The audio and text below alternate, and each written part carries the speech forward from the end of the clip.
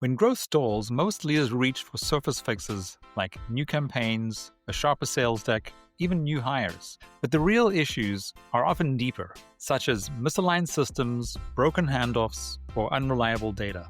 That's why we built the Growth Readiness Score. In just 5 minutes, you'll get a clear score across 4 critical areas of your revenue operations and see how you stack up against your peers with benchmark data. Tap the link in the show notes to get started. It's quick, insightful, and often reveals issues leaders don't expect. Do not take no for an answer, because when we came up with the name BooXkeeping, we were told by an attorney that we will not get the approval by USPTO because it's just too close to the word bookkeeping. We want to change one letter, and we have to come up with something else like Max's bookkeeping or something like that. And I'm so happy that I just said, okay, thank you. And I went to another attorney. We applied and we got it approved, because name means a lot in any business, because if it would be called Max's Bookkeeping, it would be very hard to franchise this concept. I'm not saying that we wouldn't be able to, but it would be hard. And then also, BooXkeeping just got ranked on Entrepreneur 500 list, which is huge. You're listening to RevOps Champions, a podcast created for B2B leaders to help you align your people, streamline your processes, trust your data, and leverage technology in order to grow your business.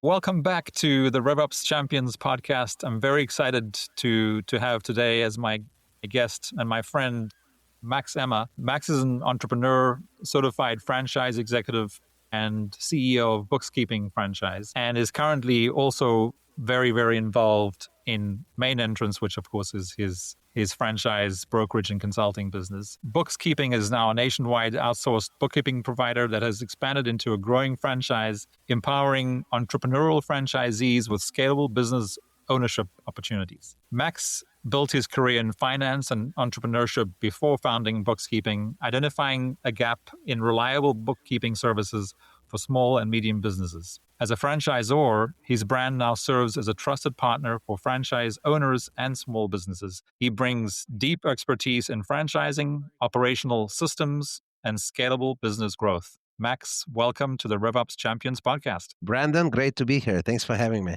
Yeah, it's really good to see you. Max, so I'm going to dive in by asking you that, so you've built and scaled businesses across different stages and industries. What early experience most shaped how you think about systems, business culture, and scalability today? Mostly, I'd say, is the fact that I realized I can't do everything by myself, and I have to delegate, and I have to outsource. I've always been a micromanager, and it took me a long, long time to realize that I'm the bottleneck of my own business, and that was the biggest breakthrough. It started with just hiring the executive assistant, and I've been talking about it for years, never executed, and finally, once I did that, I was able to just start growing rapidly. Yeah, I know you and I are both big fans of the book Who Not How, and I think it came up in our annual planning meeting recently, and you realize that there are still a lot of people who don't understand the power of who, not how. In other words,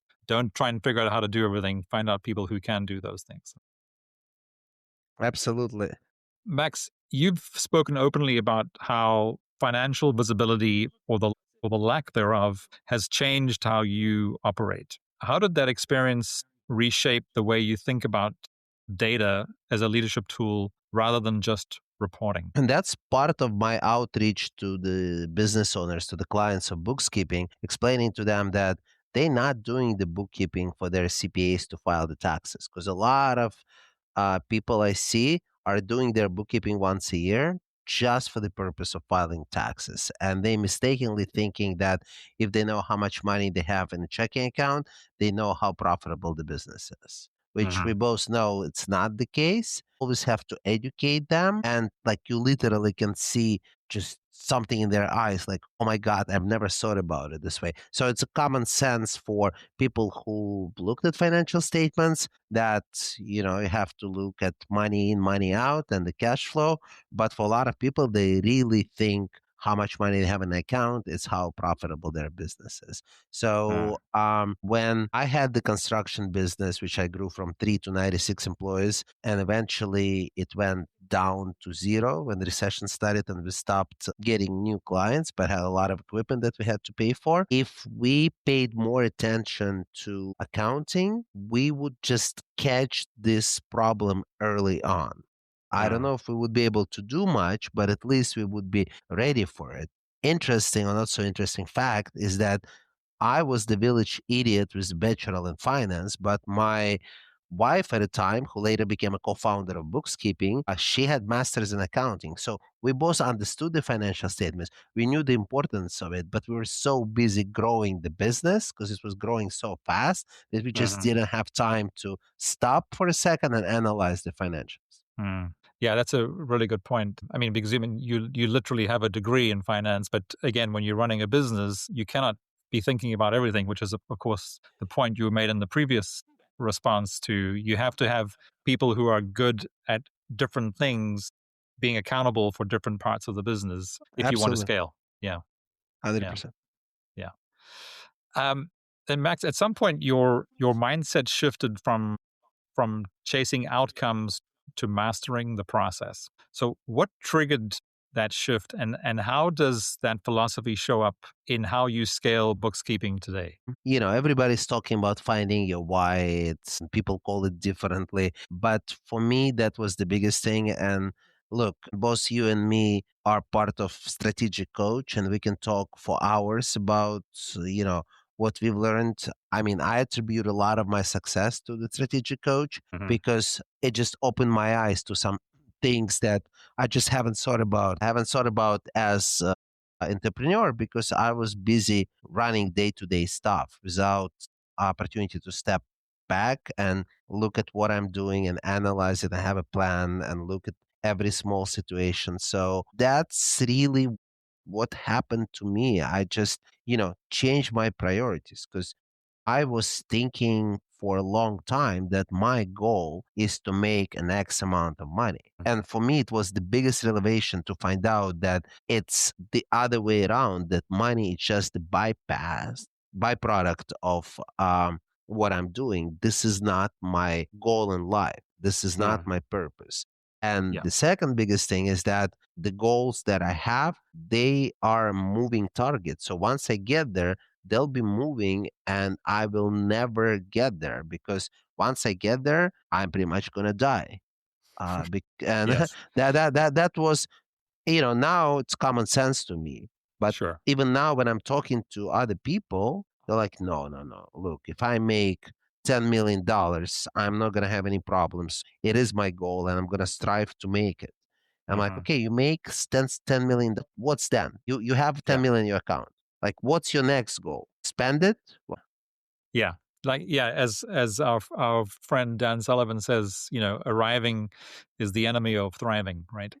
Yeah, no, that's a really good point. And it's, yeah, I mean, I've been thinking about that a lot again recently, with 2025 just wrapping up, and as we all are excited about all the cool things that are going to happen here in 2026, ultimately everything comes down to people and process, right? And or people and systems. Either way, that's what increases the value of a business.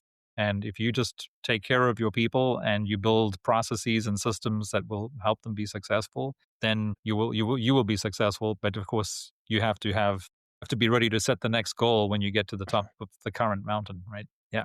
Max, and then bookkeeping, didn't just grow, you franchised it. So what systems had to be locked in before franchising became viable, and what breaks if you try to franchise too early? So this is more sort of advice to businesses that are currently considering franchising. What can break if you try to franchise too early, and what has to be in place before you do? First and foremost is the capital. You have to have enough money to franchise. It's a very expensive project. Not only to create the documents and file with different states and get the operations manual, but is to make sure people know about you. Because I've heard the statistics, there are around 4,000 franchises in the United States, with about 1,000 of them leaving every year and new 1,001 coming in. So, and then I think over 70% of franchises in the United States are under 10 units. So, Mm. there are only few that making past 10, and then even fewer making past 20, and past 100, I think it's just single digit percentage. Capital is number one. Second, you have to have systems that you can duplicate. And third, again, don't try to do everything yourself. Very good example when I was franchising. I was like, okay, brand manual, instructions how to run the business. My team can do it. I mean, we're running a successful bookkeeping business. Why do I need anybody else? So Mm. we sat down and we wrote the manual and we had 30 pages. And I'm like, you know what? I won't be able to sell that as my know-how, just having 30 pages. So I did reluctantly hire the company that specializes in writing a brand manual for franchisor. Mm-hmm. They went and interviewed all of us. I had to fly to Chicago and spent about 15 to 16 hours one on one with their people, literally answering the questions. After Mm-hmm. it was all said and done, they gave us the product that was over 600 pages long. I'm like, okay, now I can go and sell that as, my know-how and as the value and blueprint for the franchise. But my Okay. original idea was to, okay, I'm gonna go ahead and get it done myself. On the opposite side, we did hire a company to do the marketing plan, and that was the complete waste of money. But that's because of the timing. The day we got approval to go into franchising was the country shut down in 2020. So Mm. after we came out of COVID, everything pretty much changed. So the ways people were doing franchise development before COVID, I mean, some of them are still there, but the success rate is definitely not there. So Right. I probably use 10% of the whole marketing plan that I've got, and it was expensive as well. So that was a waste of money for us. I'm not saying don't do that, but Sure. make sure that you do it with the company that understands it changing literally on a daily basis. I mean, Yeah. nobody talked about AI 5 years ago. Mm-hmm. I mean, now that's all people talk about. Yeah. Yes. Yeah. And I know it's something, and I know you and I are both going to be at IFA at the end of February. And I'm pretty sure that AI is going to be, close to 50% of the conversation, even though we're there, to help franchisors figure out how to scale and grow and build better systems. AI is going to be a big part of that going forward, right? And I get AI question every time when I talk to a potential franchisee for either bookkeeping or other brands. They're like, well, do I have to worry about AI coming in? And I have to have a conversation because I strongly believe that AI for accounting franchise and accounting business is actually a friend if you not an enemy if you treat it right. A Mm. lot of people, they're just afraid of being eliminated. But the way we look at it at bookkeeping, what was taking us 5 hours or before now might take us hour to hour and a half because QuickBooks by itself just applying AI all the time. So there's not something even we have to do. It's just QuickBooks Online is getting better, better, better, and better. Mm-hmm. So what bookkeeping is doing, we obviously spend less time. We still have to do the last touches, and the clients still want to talk to a live person. Our Mm. clients wants to talk to a bot. I mean, they want to talk to a live person, discuss kids, grandkids, family, trips, whatever. And funny Sure. enough, that's about half of the discussion when we have calls with the clients. So you Mm. can't really change that. So what we're doing, we're just passing on the savings to our clients. So now we have three clients that give us the same revenue that we were getting by one client, but we're getting a bigger market share Sure. because a lot of our competition still sticking to the same prices they have or even increasing them. And yes, they're doing great financially, but they have In the hard short time to term. scale in the short term. Absolutely. They're doing Mm. better than we do because obviously our, volume is less per client. Our profit margin, now my margins are actually the same, but or maybe even better, but I'm talking about the total dollar value. But it's just helping us to grab a bigger piece of the pie.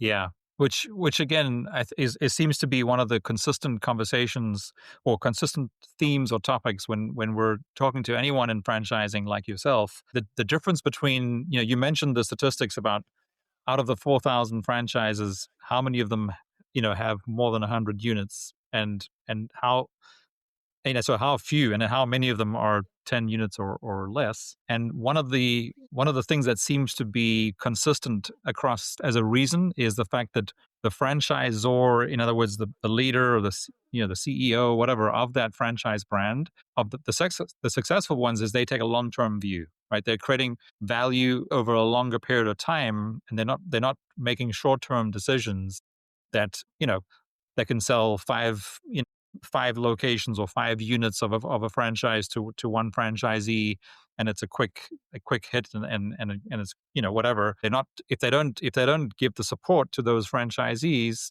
then the long-term value isn't going to be there, right? And then as franchisees, if they're not successful with the first location or the first unit, they're not going to take up the second, third, fourth, and fifth, and they will not become a referral partner for other franchisees. But that's the biggest thing I would say. Like bookkeeping, I do have some multi-unit owners, but Mhm. it's not a model where I see somebody owning 10 uh, territories for bookkeeping. Just not the model that we have, and I don't honestly don't think you should. But it's the validation because every new potential franchisee has an opportunity and should call at least some of the existing franchisees. As a Mhm. franchise consultant, advice for my candidates to do that, and actually I give them a list of questions that they have to ask and what they have to talk about, because franchisor is not present at this conversation. So you can really ask anybody anything. You can ask, hey, is Max an asshole or is he a good guy? And I wouldn't know what the answer is going to be. But this answer will lead to somebody either buying a franchise or not. So Correct. if we don't give them enough support, they're just not going to validate. They're going to say, yeah, I mean, it's okay, but they're not getting back to us. I mean, all the franchisees that I have right now at this moment have my cell phone number and they text me really quick, like, hey, I have this situation. How do I handle it? Mm. Or same goes for other members of bookkeeping team. Because look, I'm not the right person to be asked question about QuickBooks or technical, but I'm definitely the point of contact for business development, sales, or any ideas that they might have. Right. Max, something else that you shared with me a few months ago was, because you've been in the franchise space for so long now, and people really respect and trust your judgment when it comes to um, new franchisees looking to start a franchise or to buy a franchise. You started having people coming to you, and you realized that not all of these people were a good fit for a bookkeeping franchise, and that's what then led you to get into the franchise brokerage and consulting space. And your business main entrance, of course, is that's what you now do. So now that you're a broker and you can consult to people who are getting into franchising for the first time, what are the commonalities? So if they're not a good fit for bookkeeping for whatever reason, what are the other things that you're looking for when you recommend one or two other types of franchises that are a good fit for them? The first thing, it's the first myth that people come in, they're like, well, I'm good at that. Like they come in, I'm a great cook, therefore I should open a restaurant. And I have to give them this example that, you can know the best recipe of pizza that your grandmother taught you and it tastes the best. If you buy Domino's not going to change their recipe. You're still going to do the same pepperoni, it tastes the same in all the countries where Domino is. Okay. Mhm.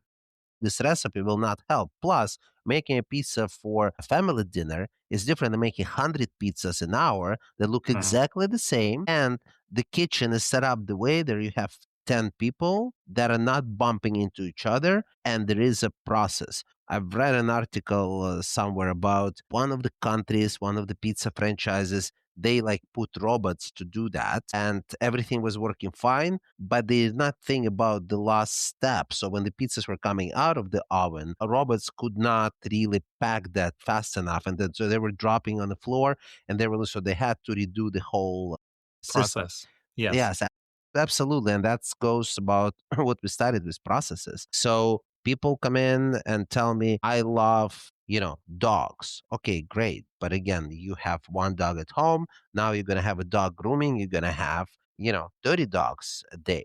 Are Mm-hmm. you really ready to do that? And on the opposite side, if you don't like something, maybe that you shouldn't be going into this industry. If you absolutely don't like animals, then maybe dog grooming business is not the business for you. Okay. Right. Or Right. if you getting annoyed by kids because you have five at home of your own, maybe a kids math training Mm-hmm. store is not a good business for you either, because even if you don't work there full time, you're still going to be coming in and all these kids going to be running around. So Mm-hmm. Mm-hmm. a lot of people actually confuse hobby and what they want to do. Mm-hmm. I believe you can run a successful painting company without knowing how to paint. You should understand the process, but it doesn't mean you have to be a talented painter, if you know what I mean. So Yeah. that's the first thing that I discuss with people. Second, I'm trying to see if they're coachable, because that's the most important thing in franchising. Are you a coachable person? Not everybody is, because a Mm-hmm. lot of people, they've been born leaders and it's very hard for them to adjust and become a franchisee of a business. Because remember, when you're a franchisee, you have to follow the system. Even if you see that adding pizza to a burger shop will bring additional value, McDonald's or Burger King will not allow you to sell pizza at their shops. Sure. Speaking about my own business, bookkeeping does not offer tax services. And that is done strategically because we get a lot of referrals from CPAs, and Mm-hmm. that makes us the only true bookkeeping franchise. Mm-hmm. Yeah, we could become another H&R Block or Liberty Tax that does taxes and a little bit of bookkeeping. But my strong belief that you're not going to find the CPA who will refer business to H&R Block. Mm-hmm. Correct. So, but I do get potential franchisees like, well, but you're leaving so much money on the table. Why would I do that and limit myself? And I have to explain, look, this is our business model and we're sticking to it. We might not be a fit for you, but I'm not going to adjust everything just to please you, One Mr. Candidate. franchisee. Yes. Yes. So you make more money. And if we're not a good match, then don't buy bookkeeping. Yeah. Yeah.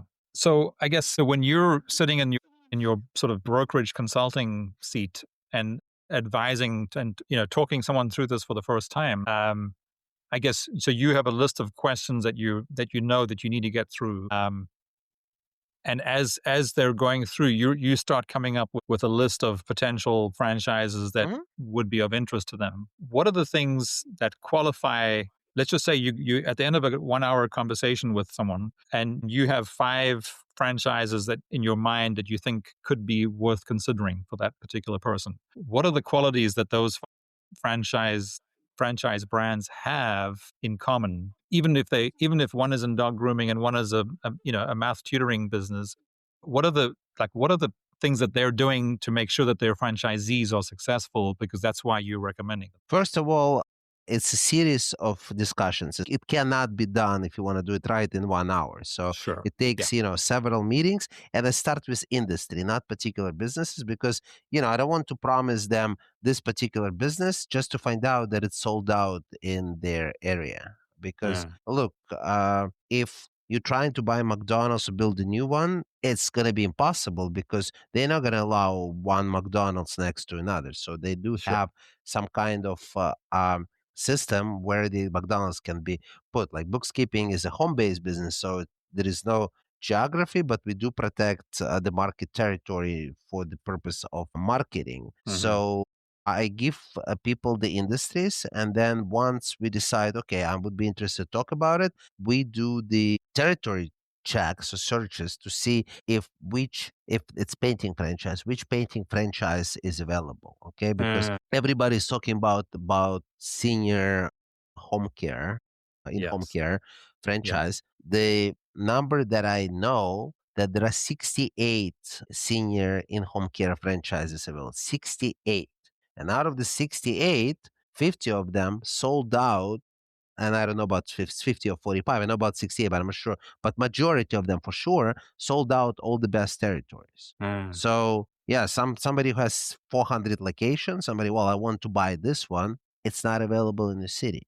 You have Mm. to go into like a smaller market outside of where you live if you really want to get into that franchise. So Mm. that's the first thing we start. Then we do the research and present it to the potential candidate. But to answer your question, the qualities I'm looking for, once I'm looking for different painting company within the painting industry, again, I use it as an example. We can Sure. talk about it. It applies to every industry. Is Mhm. what is their training? What is the validation with their franchisees? What Mm. kind of support do they get? Because I am a franchisor and I look at it from different angles, and we also a supplier. We do bookkeeping for over 100 franchise brands in the US. So a lot Mm. of the brands, I know the CEOs personally. So I Sure. know their personalities. I know who they are, how they communicate with their teams and their clients. I can give my feedback to the particular, for each particular case. And Sure. that helps a lot. But training and support, I would say, the two biggest things that I'm looking for when I recommend a brand. Yeah, that makes a lot of sense. Which comes back to the previous thing that you were talking about, where you were saying like the things that need to be in place before someone can be successful at actually starting a franchise. Like when you started Bookkeeping, you mentioned capital is number one, right? You have to have enough capital to actually build a franchise. Otherwise, you might, if you run out of cash, then the whole thing's going to collapse, I'm guessing. Then the other one is systems. You talk about systems. So would you say then training would be the third thing, which is, you know, until you can build a proper training sort of program for franchisees to be successful, you cannot really be successful as a franchisor. That's true, but you also have to have enough people to support your franchisees. Like I've seen franchises selling hundreds of units within a couple months. Later, they would not be able to deliver the support and training for their franchisees because all the stores would have to be open at the same time. And Mhm. this particular one I have in mind was the brick and mortar. So their team had to go and research and find the best locations, and they would Mhm. have to do it for 100 locations at a time. And Right. that's obviously very, very difficult. It is very important that you have enough staff to really support their franchisees. And look, I strongly believe that you can outsource a lot of these functions nowadays. Mhm. The old school franchisor saying, well, I want to make sure that these are my own employees that provide the support. And the key functions, I agree, but something that is not, I want to say not important, but something that can be outsourced should be outsourced because you would save a lot of money and headache by not having these people working for you. Yeah. So yeah, that makes total sense. So I guess going back to what you were saying initially, like capital is absolutely the first thing you have to have figured out. And I'm guessing a big chunk of that capital is going to hiring the team that you need in place to support the business and the franchisees, right? Yeah. Absolutely. And then advertise with the marketing because again, if nobody knows about you, you can have the best franchise in the world, but who will know that you do exist? Right. So that's another big part of the use of the capital. Okay. So Max, so moving on, this is really good stuff, and I'm sure valuable for anyone listening who's considering getting buying a franchise or two. So for operators thinking about franchising their business or buying into one, what is the single most important question they should ask before moving forward? Well, as they teach us in business school, when you start a business, and I don't care if it's a franchise or not, you have to have an exit strategy. And that what's your goal? Is your goal to have 10 locations and eventually sell it? Is your goal to have a lifestyle business that will support, your lifestyle? If you like to travel, I mean, a good example, one of my most successful franchisees is working 4 hours per day. And she can probably triple or quadruple the business, but she is saying it's not the highest priority for me at this point of time. I'd rather volunteer at my daughter's school. I'd rather take her on a vacation and travel with my husband and see new countries. But I realize when my daughter gets older, I will go ahead and dedicate more time into the business. But I love my Mm. yoga every day, and this is her choice. I can totally see she can do it like this, and she'll triple the business in a year. But Mhm. she doesn't want to do it. who am I, even as a franchise? Of course, I want her to, triple the business because our royalties will triple.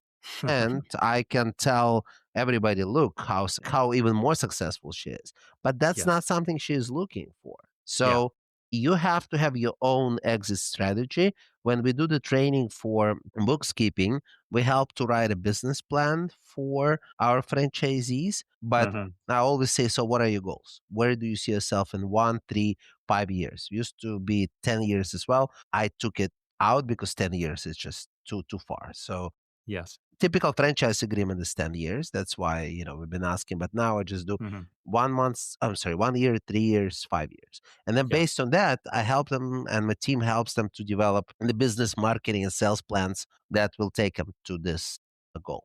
Well, I must say that one franchisee you mentioned, she sounds like a very smart lady. Because again, too many of us get caught up in the financial success, and we forget about the rest of our lives and being successful, in our relationships and our purpose, etc. Right? And of course, making sure we have time to do all the things that are important in our lives. Absolutely. And look, I look at her Facebook page and she's here, she's there. I'm like, good for you. She's living the life she wants to live.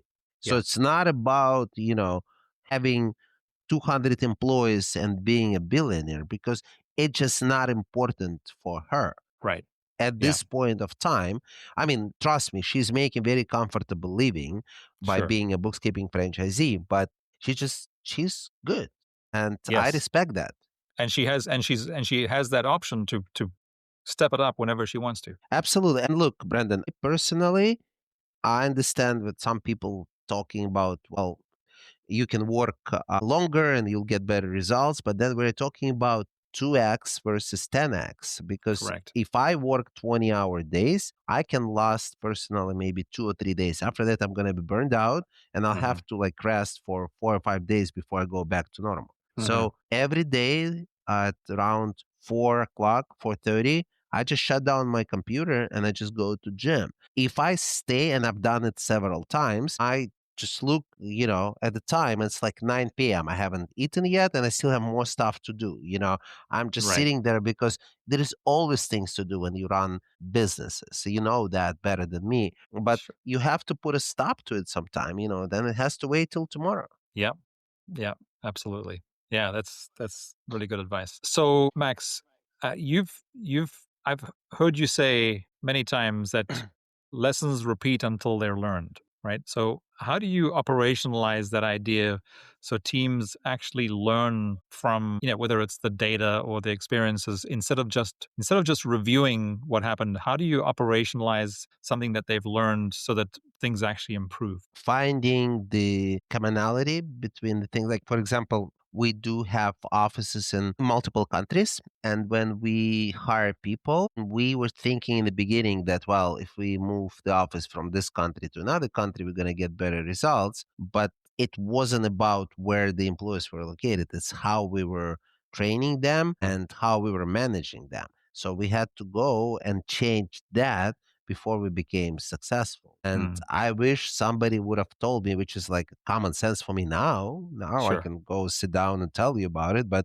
it wasn't such a common sense at the beginning. Actually, we lost a lot of money and you know time because of that. Before Mhm. we went into franchising, bookkeeping was buying bookkeeping practices throughout the United States and merging Mhm. them under a bookkeeping brand. And again, it was a great experience, but was very expensive experience because that was way before COVID, when people were actually expecting your bookkeeper to be local in town. And Mhm. when we bought them and eventually brought everything under the corporate office and the work would have to be done remote, we started losing clients because, well, I really liked, coming to the office and having a cup of tea and talking about life. That's something I was like thinking, well, but we give you more. You actually give you efficiency. But not everybody thinks the way I was thinking. These Sure. people were like literally used to do it, the old way. I remember very well there was an older lady who was driving 45 minutes each direction to the office of this company that we bought to bring the envelope with her financial statements on a weekly basis. So she would drive for 45 minutes. She would go to the second floor, have a cup of tea, talk to the owner, and then she would drive another 45 minutes. I'm like, well, there is fax, there is email, there is scanner, but she insisted on doing it this way. And when we closed the office in this particular town, she was one of the first to go. Yeah. Even though we told her exactly, we even offered to buy her a scanner. But she's like, Yes. no, that's not, I've been doing it for the past 15 years, or however many years she was doing it. I want to do it my way. And Yeah. we can argue about, well, she wasn't efficient, but we lost her as a client. Again, we're not the best fit for everybody, and Sure. nobody is, and it's totally fine. Just embrace it and move forward. Absolutely. Absolutely. So, Max, from we've talked a lot about sort of systems and processes, and as we mentioned earlier, next month at IFA, we're going to be talking a lot about AI. So, if you think about forget about the fact that AI is currently the technology that we're all looking at accelerating what we do. How do you decide when technology is an accelerator versus a distraction, especially in the franchise environment? Are you talking about if franchising is for everybody? Is that No, what I'm talking about like the actual technology. In other words, so, we were talking earlier about how, over the last 20 years, you and I in various businesses, we've brought in technology to make the systems that we built, better, faster, more usable, easier to share information and data and whatever. And AI is now the next level of technology that every business is going to be looking at to accelerate what they're doing, like to accelerate their processes. And you gave the example earlier of just at BooXkeeping, for example, where something that took you 5 hours before now takes you an hour and a half. That's an accelerator. So thinking about that just from a franchise, in the franchise environment, like where do you think technology could be a distraction versus an accelerator, or the other way around? It can be a distraction in personal relationships, because now that you can have AI to write your emails and your text messages and your LinkedIn post, when somebody's reaching out to you, you don't really know, did I really reach out to you, or it's just the automated message that I automated to say birthday to you on your birthday, for example. Personally, go and say happy birthday to all of my friends and my Facebook friends myself, even though I could pretty much have my executive assistant to do that. I mean, how hard is that? But I Right. actually enjoy doing that, and for me, it's important. But I think that's a huge distraction, because people are losing this personal touch. Also, I don't know about you, but sometimes I feel over zoomed. And I don't care what technology you use, but I Sure. just call it over zoomed by being in front of the computer for so long and Hmm. not having the real discussion. So whenever I get a chance, I always try to get with people, and wherever I'm Face to traveling, if I have franchisees in the area, I always meet with them. Like I'm going to be in Dallas later this month, and I have two franchisees in the area, so I'm actually leaving one extra day just to spend time with them, and then hmm from there I'm going to Orlando, and I have also two franchisees in the area, so I'm giving myself one extra day where I'm going to be spending time with them, just doing lunch or breakfast or dinner, what have you. But I can't replace it. Yes, absolutely. It's more efficient to do it, Zoom, but it's not going to be the same. Sure. Sure. Yeah. So you're saying is yeah. So I guess what you're saying is essentially where I was going, which is there are certain things that technology will help to make your business, whether it's a franchise or not, more efficient and provide more value. But there are certain things that you don't necessarily want to give up, and it's anything that sort of adds that human touch is something that, of course, technology can never replace, right? Yes, and look, some people will try to give up the human touch because it saves them a lot of time. I'm not willing to do that. Okay, Yeah. so for example, the strategic coach that we are going to, I know quite a few people who are very successful. They choose to do that via Zoom because Mm. they like, well, I'm saving 2 days of travel, I'm saving a lot of headache at the airport, but I refuse to do that via Zoom, because hmm for me to be in the room with people like yourself is priceless, and then Right. it's not just being in the room, it's what happened afterwards when we go to a dinner or we see each other at the hotel bar. This is Mhm. where most important the conversation for me anyway happen. It's not Yeah. even this 8 hours of class. It's what happened afterwards or in between. Absolutely. So Max, to wrap up, 2026, I think it sounds like you're as excited about 2026 as I am. But what advice would you give to somebody who is currently considering getting into a franchise? In other words, becoming a franchisee. What advice would you give them? Look, not only to the franchisees, but in general, I would just say take no, do not take no for an answer. Because when we came up with the name BooXkeeping, we were told by an attorney that we will not get the approval by USPTO because H is too close to the word bookkeeping. We want to change one letter and we have to come up with something else like Max's bookkeeping or something like that.